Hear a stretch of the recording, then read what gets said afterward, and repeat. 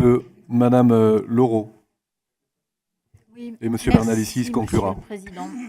Chers collègues, j'ai déposé 3 amendements sur ce texte et je tiens à prendre la parole en amont tant la question de la violence politique est grave, mais souvent traitée trop légèrement.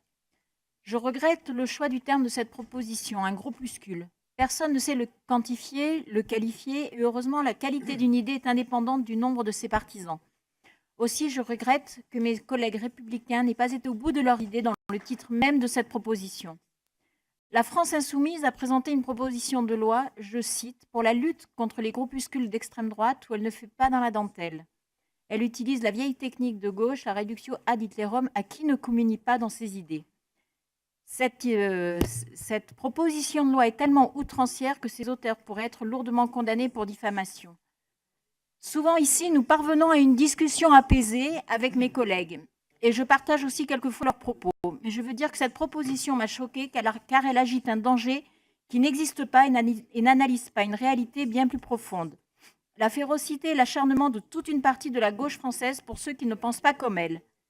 Chers collègues des Républicains, vous auriez dû rappeler avec force que la violence politique en France est très massivement du fait de la gauche. Un exemple. À droite, personne ne fiche les militants pour diffuser noms, adresses et professions dans la presse quand on pense que la gauche française a voulu faire licencier un militant des identitaires qui était un simple employé parce qu'il avait le tort de penser que l'immigration en France était trop massive. D'après mes renseignements, tous les colloques de l'Action française sont systématiquement attaqués par les milices prétendument antifascistes et objectivement ultra-violentes, et leurs locaux à Marseille furent même la scène de dépôt d'engins explosifs. Les milices de l'extrême gauche agissent un sentiment d'impunité totale dans le fichage de militants, dans la violence systématique contre les forces de l'ordre et les partis qui lui déplaisent, contre les personnes. Je veux vous dire, chers collègues, que la violence de ces milices nous concerne tous. Pour eux, l'extrême droite commence avec Benoît Hamon. Aussi, chers collègues, j'espère que nous compléterons ce texte qui part d'une bonne intention, mais ne traite pas assez le sujet fondamental de la violence politique dans notre pays.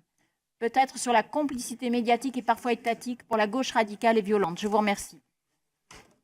Merci, Monsieur.